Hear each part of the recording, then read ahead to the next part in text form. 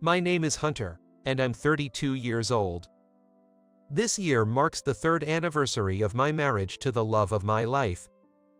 My wife, Emily, was a junior at my company, and I fell in love with her the day she was assigned to my department. Gradually we became closer, and a year after we met, our relationship developed into dating. After 2 years of dating, we finally got married. I adored Emily.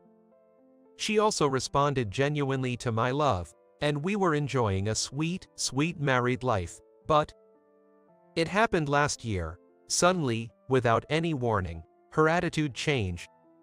Okay, I'm off. Whenever I spoke to her, no matter what she was doing, she used to come running to say have a nice day and give me a kiss on the cheek. But now, even when I say, Emily, I'm leaving, there's no response. What in the world is going on? Hey, don't you seem strange lately? Is something wrong? Nothing's wrong. Hey, look at me. Hey, Emily. Don't touch me. I was flustered by her sudden change. Yet, her attitude towards others hasn't changed. In the midst of these confusing days, my nephew, Nick, celebrated his 9th birthday. My parents, my sister's family, and we all had a dinner party. While enjoying the meal, suddenly Emily collapsed. Hey, Emily, what's wrong? She didn't move at all, even when I called out to her. Mom, call an ambulance. Emily, hang in there. Emily, what's wrong? Hey, Emily. Eventually, the ambulance arrived, and she was hastily taken to the hospital. However, she hasn't woken up even after several days. She didn't hit her head when she collapsed. Doctor, why isn't she waking up? There was no abnormality in her brain. We need to conduct more detailed examinations. Did your wife have any chronic diseases? No, nothing. She was perfectly healthy. I see. For now, let's just wait for your wife to wake up. Unable to do anything, time just passed by. Why is this happening? Confused and at a loss, Nick came into the hospital room. Uncle Hunter, how is Emily? She's still sleeping. I see. Did you come alone? Yeah. Usually mischievous, Nick seemed oddly hesitant. What's wrong? Well, I have a letter from Emily for you. A letter from Emily. Nick took out an envelope, hesitating whether to hand it to me or not. Here, take this. She said you must read it alone. It's a promise, okay? You can show it to anyone else. Understood. After I took the letter, Nick said, Emily, I'll come again, and left. Why did Nick have a letter from Emily? Though I was left with doubts, I decided to read the letter for now. What could this letter be about? Perhaps a confession of infidelity. However, what was written there was. Upon reading the letter, I immediately began to undress my wife. Confronted with a shocking truth, I was frozen, unable to move. Why didn't you tell me? Every year, the company I work for hires a number of new graduates, and about a dozen newcomers join. In my department, fresh new employees are assigned every year, and the year Emily joined, I was appointed as the mentor. That girl is cute, isn't she? You're lucky, man. Want me to take over as mentor? Hey, that's sexual harassment. Be careful with your words. Besides, you can't just change what Director Tanner has decided, can you? Though I said that, truth be told, she was very cute, and I fell for her at first sight. Emily, 3 years my junior, wasn't particularly a beauty, but her sparkling eyes were charming, and her smile as warm as a sunny spot was comforting. She smiled the same way at everyone, without discrimination. Her manner of speaking was elegant and refined, and her voice, like the pleasant chime of a bell, was soothing to the ears. Moreover, she had a great personality. Sounds like a dream, right? Everyone was enchanted by her and wanted to take care of her in some way. Emily, let me carry that box for you. Thank you, but it's okay, It's empty. Don't worry about it. Even if you don't mind, Emily does. Sorry, Emily, for the weird senior. It's okay, it's fun. Emily never made anyone feel like a villain or disliked anyone. Since this was her way in all matters, everyone, old and young, men and women alike, were charmed by her. Someone said she was the angel of the workplace, and indeed, that was true. Her presence soothed everyone tired from work. Emily was not only attentive but also competent at her job. Hunter, are these documents no longer needed? Yeah, I don't need them anymore. Then I'll put them back, okay? Thank you. She never missed a detail and handled tasks efficiently. Emily, could you tidy up the layout of this proposal? Understood. When is the deadline? She readily agreed and always made sure to check the deadline. She would complete the work half a day before the deadline. She transformed my rugged, bland proposals by appropriately incorporating diagrams and charts, making them look appealing. Thanks to her, presentations went smoothly. Hey, Hunter, aren't you giving Emily too much work? You can say no, you know. You are not his assistant? Yes, but working on Hunter's proposals is really educational for me. There you have it. Don't get carried away, okay? If you're overburdened, just tell me, and I'll set things straight. I'll keep that in mind. Thank you. Emily never made anyone feel bad. I think she's a well-rounded person. She was quick to learn when teaching her work, and once she understood, she was able to apply her knowledge. Her processing ability was high, and she was versatile in her arrangements. Above all, her creativity was outstanding. When a project that had been stagnating suddenly moved forward thanks to her, I was amazed. It's because of your good teaching. Emily said so, but I was just teaching her ordinary things. What kind of upbringing does one need to become such an incredible person? Being with her makes me feel like I'm becoming a better person myself. It's like fantastic magic. Her magic captivated even my heart. As I took care of her various needs in my role as her mentor, our distance naturally narrowed. It was natural that we started spending more time together, having lunch during meetings, and going out to check out competitors' products. After all, I had fallen for her at first sight, and the more time I spent with her, the deeper her charm became. My pure feelings eventually reached Emily, and slowly but surely, she began to notice me as well. About a year later, we happily became a couple. What did you teach Emily? Just work stuff, obviously. You're aiming for a different goal, aren't you? Jealous, are you? Our relationship quickly became known at work, but nobody criticized us. Just because we were in love didn't mean we slacked off at work. We were careful to draw a line between work and personal life. I didn't want to be seen as going soft because of romance. In fact, having a fulfilled heart and life only boosted my motivation and drove me to work harder. Having the best assistant. It made great work a certainty.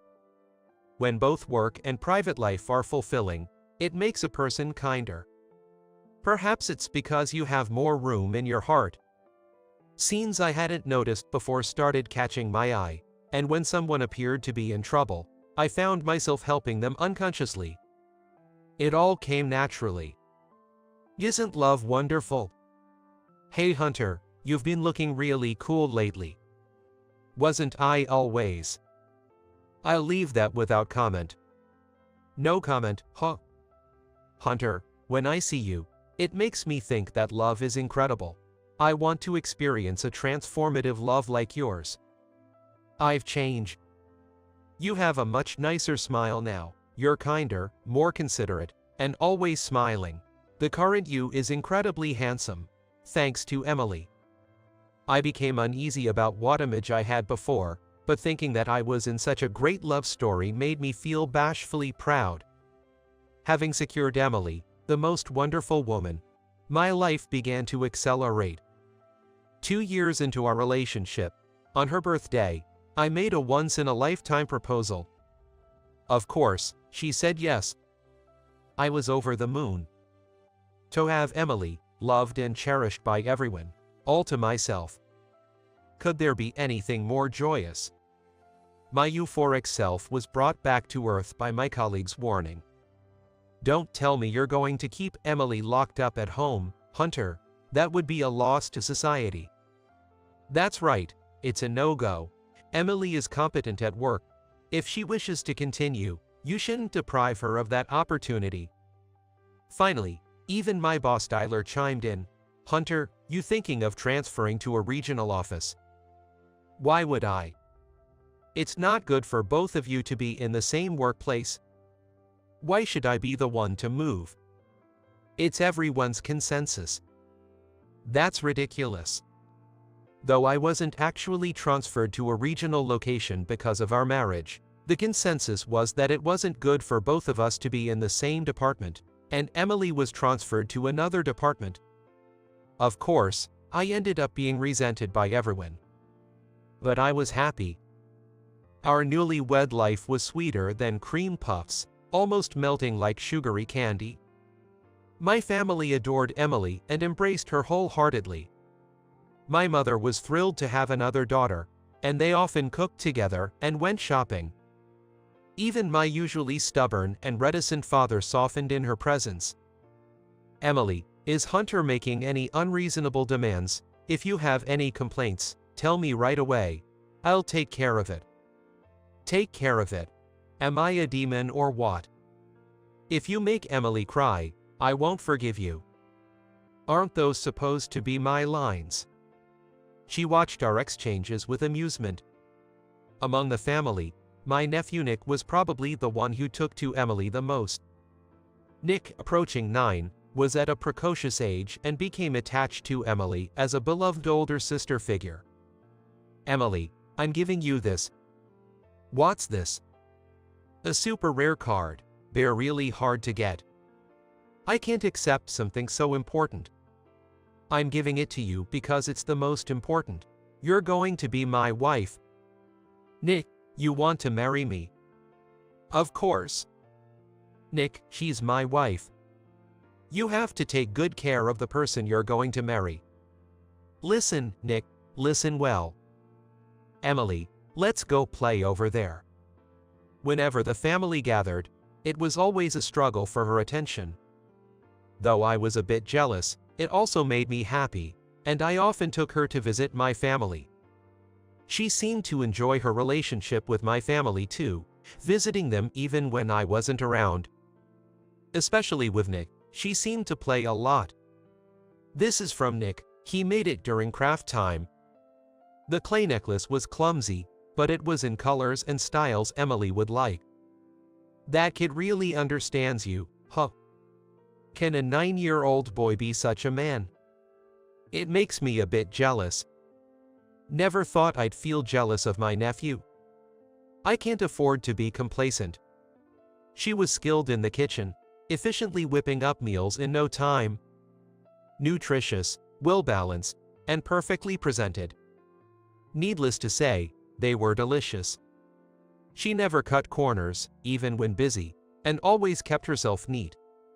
She never said she was tired, and never lost her smile. When you're tired, it's okay to say so. I want to support you too. Thank you, Hunter, but you know, every day is so much fun for me. I never thought I'd be this happy and content just to be with you. Me too, but you have to promise me not to push yourself too hard. Okay, I promise. People said the sweetness of newlywed life would quickly fade, but that wouldn't happen to us. I believed that, until that day. It came all of a sudden. One day, when I came home, Emily wasn't there. Usually, the rattling of keys would be met with her coming to greet me at the entrance, but not that day. Huh, isn't she home yet? But her shoes are here, and the lights are on. What happened? Emily, you're here, right? I called out, but there was no response. Could something have happened to Emily?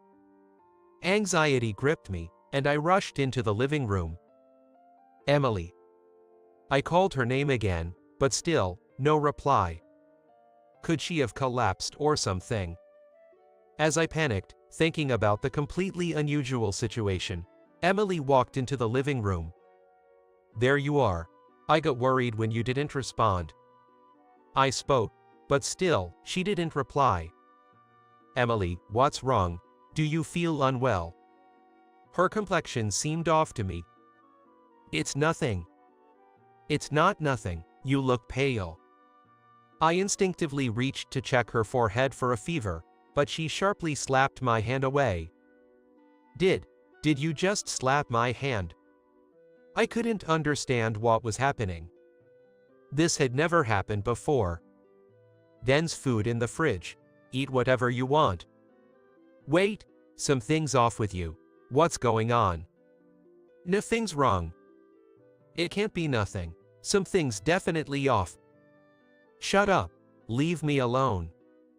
With those shouted words, she left the living room. I was left in a daze. I had never seen her raise her voice like that. Even when she was sick, she would put on a smile and say she was fine. Even during her worst times, she never forgot to thank those concerned for her. I couldn't believe she would act like this. Maybe she was feeling really bad.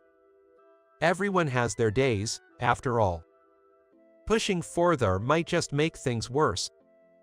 I told myself to just watch and wait for now. But her attitude didn't change the next day or the day after that. Not only did it not change, but it got worse. Leave me alone, shut up, it's nothing.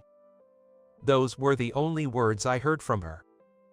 No, it would be better if she responded that much recently. She ignored me 1 out of every 3 times. This behavior was directed only at me. At work and outside, Emily was as usual. With an angelic smile, she eased those around her and handled her tasks efficiently. I watched Emily from a distance. Hey, Hunter, do you need Emily? Should I call her for you? No, it's okay. Don't worry, no one's going to make a move on Emily. You can relax. That wasn't what I was worried about. With her rarely seen smile burned into my memory, I dejectedly returned to my apartment. This unbearable situation continued for about a month, and then Emily started coming home late. By that time, the dinner table was dominated by grocery store deli. Eating deli food every day was tough, so I started preparing meals myself. Of course, I made enough for Emily too. Even though it wasn't particularly delicious, she always enjoyed my cooking with a smile. However, lately she hasn't even touched it. Doesn't she like what I make anymore? My heart grew increasingly troubled. Why is this happening? The day she stayed out without telling me was the last straw. I couldn't hold back any longer and confronted Emily. Where have you been? You didn't answer your phone, and you left my messages on WhatsApp unread. What's going on with you? Do you have any idea how worried I've been? Ignoring me, she tried to go to her room, but I grabbed her arm to stop her. Look at me. That hurts. Let go. I'll let go if you look at me and explain what's going on. I have nothing to talk to you about. That can't be true. Don't raise your voice. Oh, sorry. In a moment of distraction, she shook off my hand and fled. In my frustration, I blurted out something I shouldn't have. Are you cheating on me? Emily froze for a moment, then glared at me with stiff eyes before locking herself in her room. I was at a loss. Why did this happen? Why did Emily change? Had I done something to hurt her without realizing it? Since we couldn't have a conversation, there was nothing I could do. Amid these troubled days, Nick's birthday arrived. It's a day when, no matter what, the whole family gathers because Nick is our star. Normally, Emily and I would choose a gift together, but this year it seemed impossible. Just as I was wondering what to do, Emily had already prepared a gift. Sadly, she was still her usual self with everyone else but me. "Happy birthday, Nick. Here's a present from us." "Thank you. Can I open it?" "Of course."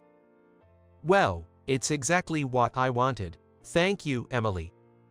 She was as adept as ever at choosing the perfect gifts, never missing the mark and always bringing out genuine smiles and gratitude. She truly had a talent for making people happy. I had no idea that Nick had wanted that item. How does she even find out these things? As our star Nick rejoiced, and my greatest support, Emily, smiled kindly, I felt a rare sense of happiness and enjoyed a moment of bliss. Her cooking was, as always, the best. "Nick, would you like some more meatloaf?" "Yes, please. I love your meatloaf." "Thank you." She stood up to get more servings and headed to the kitchen. Just then, there was a rattling crash. What happened? She knocked down the furniture nearby and then collapsed to the floor. No one could react in time. It was as if time had stopped. It felt like several minutes had passed, but it was probably just a few seconds. "Hey, Emily, what happened?" Emily didn't move an inch, even when I called out to her. "Mom, call an ambulance." "Emily, stay with us." "Emily, what's wrong?" "Hey, Emily." Subsequently, she was taken by ambulance and admitted to the hospital. Days passed, and for some reason, she wouldn't wake up. "Dr. Johnson, why isn't she waking up?" There were no abnormalities in her brain. "We need to conduct more detailed tests. Did your wife have any pre-existing conditions?" "No, nothing. She's been completely healthy." "I see. For now, we just have to wait for your wife to wake up." What on earth is going on? Nothing makes sense. Are you cheating on me? Since then, we hadn't exchanged a single word. To think that might have been the last thing I said to her. Give me a break. As I was racked with worry, Nick entered the hospital room. "Hunter, how's Emily?" "She's still asleep." "I see. Did you come alone?" "Yeah." Normally mischievous, Nick seemed oddly hesitant today. "What's wrong?" "Well, I have a letter from Emily for you." "A letter from Emily?" He pulled out an envelope, hesitated for a while whether to hand it over, but finally seemed to resolve himself and offered it to me. "Hear this. Emily said you must read it alone. It's a promise, okay? You can show it to anyone else." Got it. While many mysteries remained, as I took the letter, Nick said, "Emily, I'll come again," and left. Why would Nick have a letter from Emily? And why was such a letter even prepared? As my confusion tangled with questions, my anxiety deepened. For now, I decided to open the envelope and read the letter. "What?" I was immediately unsettled as I began reading. Written there was the shocking truth. Frantically, I tried to undress Emily but couldn't manage my hands properly due to my haste. As I managed to lift her hospital gown, I saw a clear surgical scar. "What's going on? Why didn't you tell me? Why keep it to yourself? Was I that unreliable?" Emily had been suffering from cervical cancer and had received a terminal diagnosis. She chose to hide this fact from me and face it alone. Emily, who had always had irregular periods, had been visiting the gynecologist regularly. During a routine checkup, the cancer was discovered. Being young, the progression was rapid, and Emily received a terminal prognosis. We didn't have children yet. Even if she overcame the cancer, it would likely be difficult for her to conceive in the future.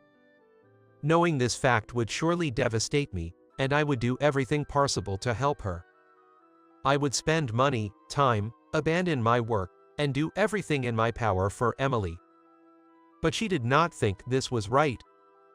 If you're reading this letter, I might already be gone from this world. I had asked Nick to give you this letter if something happened to me, Something like what?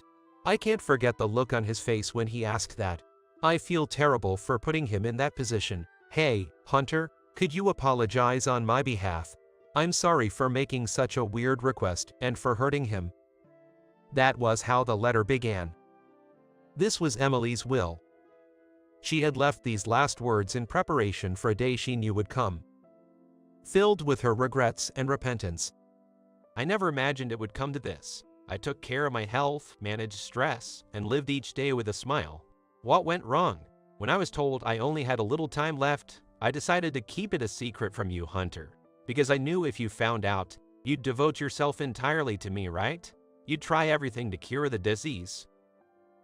Of course, Emily was my treasure. You thought of course, right? Thank you, I'm really touched. But that's exactly why I can't allow it. Because if I didn't survive, Hunter, you would live with regret forever.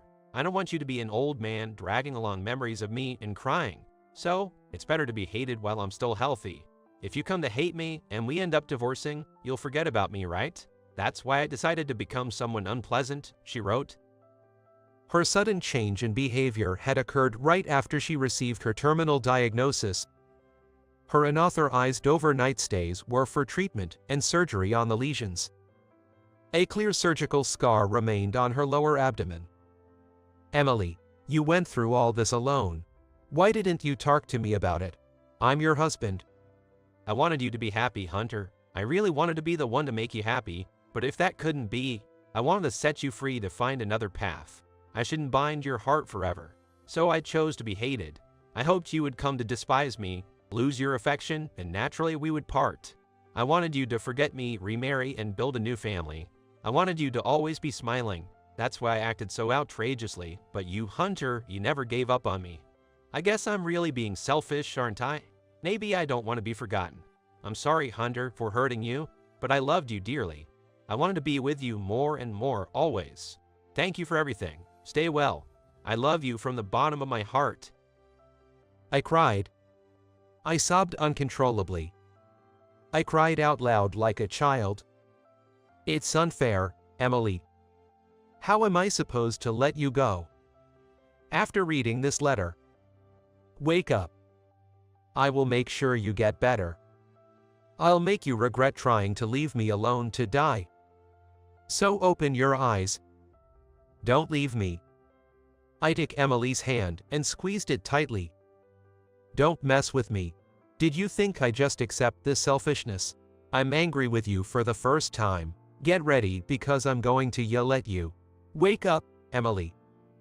Maybe my voice reached her, her eyelids twitched, and she slowly opened her eyes. Hunter. Yes, it's me. Do you understand? You collapsed during the meal. You've been asleep for 5 days now. You're quite the sleepyhead, aren't you, Emily? Her gaze moved to my hands. That letter. Nick brought it to me. You really are something, Emily. If you leave me, I swear I'll haunt you forever. She gave a weak but sweet smile, the same Emily as always. Emily, don't give up. If you give up, I won't forgive you. Let's find a way to beat this disease together. If we're together, we can surely find it. But No, Bits, if you give up, it's game over. Isn't that your favorite saying? I won't give up. I'll travel the world if I have to cure you. Thank you, Hunter. Then, I spoke with her primary doctor, disclosed everything to our family, sought second opinions, scoured books, searched the internet, and looked for ways to treat her disease. Everyone at work helped too. People who had cancer patients in their families shared methods that might have helped with symptoms, and a junior colleague who was fluent in foreign languages helped research treatment options abroad. Among those was information about a new drug trial. Desperate for any hope, I made contact and managed to secure a spot in the trial, leading us to travel abroad. The clinical trial seemed quite tough, but Emily persevered. She dedicated herself to the treatment without a single complaint and expressed her gratitude to everyone around her. Despite the pain distorting her face, she never lost her charming smile, becoming everyone's star even in a foreign country. Hey, Emily, how are you feeling? Thanks, I'm fine. I feel like I could start running right now. That's nice to hear, but you still need to take it easy for now. He'll do the running for you. Okay, leave it to me. Her presence always brought laughter. It even seemed like it was boosting the recovery of other patients around her. Having Emily here makes me sleep so well. I hardly need any medicine.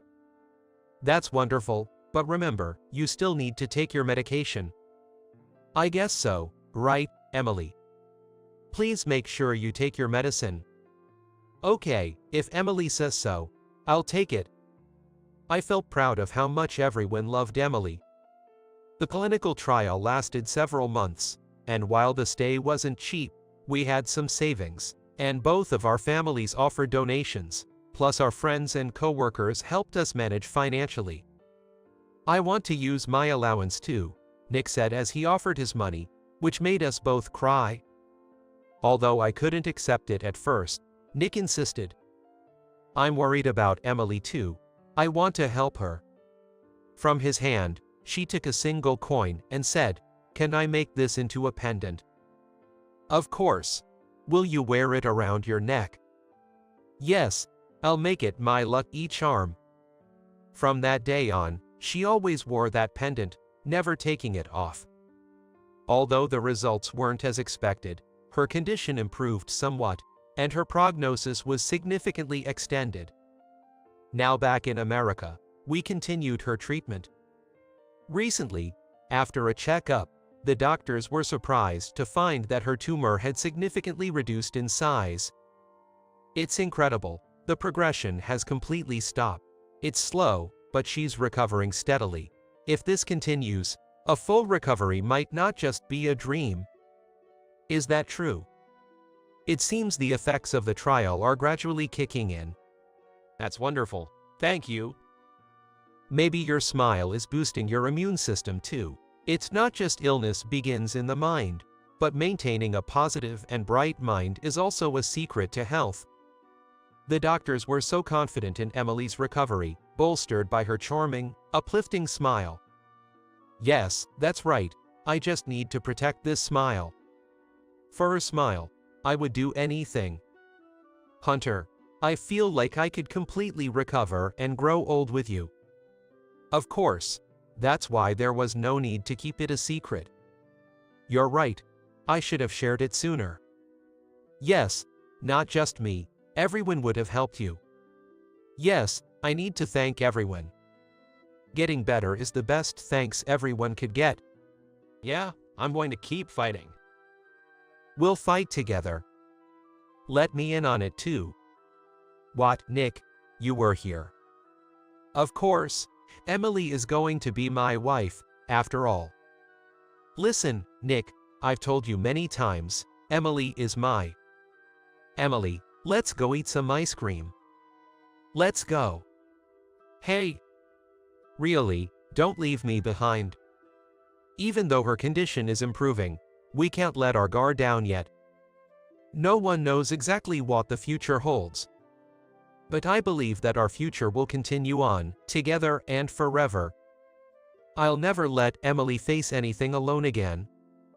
Not only am I here for her, but there's also a large group of supporters surrounding her. In times of trouble, we'll rely on each other, help each other, and support each other. By doing so, we can overcome any difficult situation. The coin pendant that Nick gave her still sparkles on Emily's chest, swaying gently. It's a symbol of hope from everyone involved. This pendant will serve as a precious guidepost, linking us and our future together.